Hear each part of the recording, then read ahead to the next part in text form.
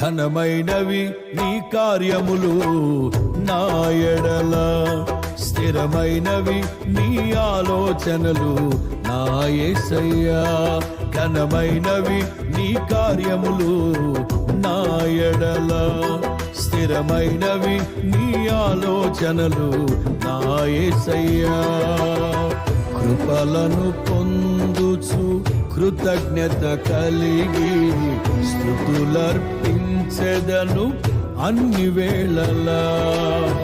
కృపలను పొందుచు కృతజ్ఞత కలిగి స్తుతులర్పించెదను అన్ని వేళలా.